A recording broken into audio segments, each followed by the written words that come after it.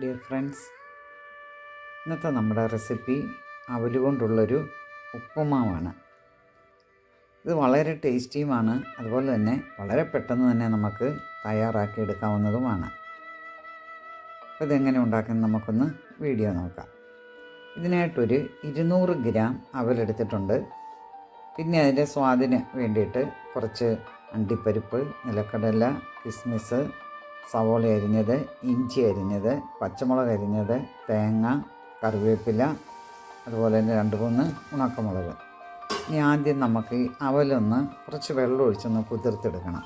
ഇനി ഒരു പാത്രത്തിലേക്കിട്ട് വെള്ളം ഒഴിച്ചതിന് ശേഷം ഒരു അരിപ്പയിലേക്കിട്ട് അരിച്ചെടുത്താലും മതി.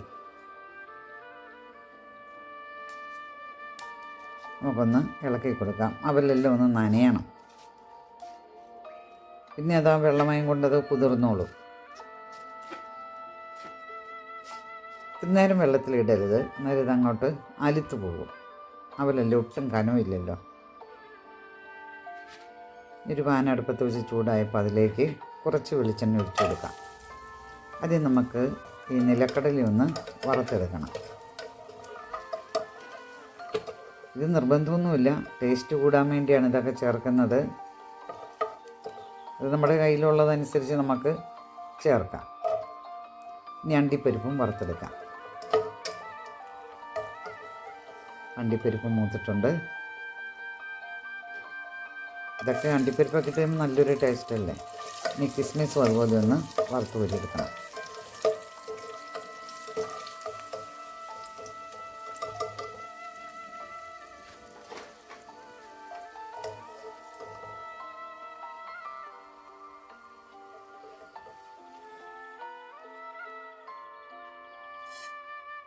ഇനി അതിലേക്ക് കുറച്ച് കടുകിട്ട് കൊടുക്കാം.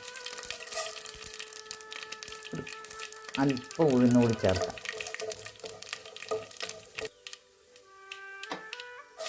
ഞാൻ ഇഞ്ചി ചെറുതായിട്ട് അരിഞ്ഞതും കൂടെ ചേർത്ത് കൊടുക്കാം. നമ്മുടെ പച്ചമുളക് കൂടെ ചേർക്കാവേ. എരിവിന് ആവശ്യമായ പച്ചമുളക് ചേർക്കാം. ഞാൻ ഉണക്കമുളക് ഇടാൻ മറന്നുപോയായിരുന്നു, അതുകൊണ്ടാണ് ഇപ്പോൾ ഇട്ടത്. അത് ആദ്യമേ വേണേലും ഇടാം. ഞാൻ ഉള്ളി ചെറുതായിട്ട് അരിഞ്ഞതും കൂടി, ഞാൻ സവോളയാണ് എടുത്തത്. ഉള്ളിയാണെങ്കിൽ ഒന്നുകൂടെ ടേസ്റ്റാണ്, അതുകൂടി ഇട്ട് കൊടുക്കാം. ഈ കറിവേപ്പില എല്ലാം കൂടെ എണ്ണയ്ക്കകത്തിട്ടൊന്ന് വഴറ്റിയെടുക്കാം.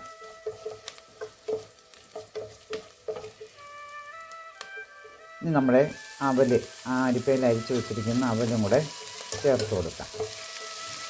നല്ലതുപോലെ ഒന്ന് ഇളക്കി യോജിപ്പിക്കാം. നമ്മൾ റവ ഉപ്പുമൊക്കെ ഉണ്ടാക്കുകയല്ലേ, അതുപോലെ തന്നെ ആവശ്യത്തിന് ഉപ്പും ചേർക്കാം.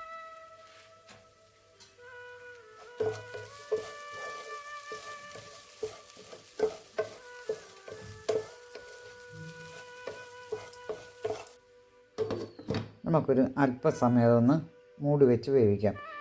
തീ വളരെ കുറച്ച് വെക്കണം, അല്ലെങ്കിൽ പെട്ടെന്നത് അടി പിടിക്കും, കരിഞ്ഞു പോകും. നമുക്കൊന്നുകൂടി ഒന്ന് ഇളക്കി യോജിപ്പിക്കാം. ഇനി ഞാൻ ചിരകി വെച്ചിരിക്കുന്ന തേങ്ങ ഇത് ചേർത്ത് കൊടുക്കാം. തേങ്ങയൊക്കെ എല്ലായിടത്തും ഒന്ന് ഒരുപോലെ ഒന്ന് നല്ലതുപോലെ ഒന്ന് ഇളക്കി യോജിപ്പിക്കണം. അല്പസമയം കൂടി ആ എണ്ണയിലൊക്കെ ഇട്ടൊന്നുകൂടി ഒന്ന് വരട്ടിയെടുക്കണം. ഇനി നമുക്ക് ആ വറുത്ത് വെച്ചിരിക്കുന്ന അണ്ടിപ്പരിപ്പ്, കിസ്മിസ്, നിലക്കടല കൂടി ചേർത്ത് കൊടുക്കാം. ഇത് അവസാനം ചേർക്കുമ്പം ആ അണ്ടിപ്പരിപ്പും നിലക്കടലയൊക്കെ നല്ല ക്രിസ്പി ആയിട്ടിരിക്കും. അപ്പം നമുക്ക് കടിച്ച് തിന്നാനായിട്ട് കഴിക്കുമ്പോൾ നല്ലൊരു ടേസ്റ്റ് കിട്ടും. കണ്ടോ, നല്ല സൂപ്പർ ഒരു ഉപ്പുമാവ് റെഡി ആയിട്ടുണ്ട്.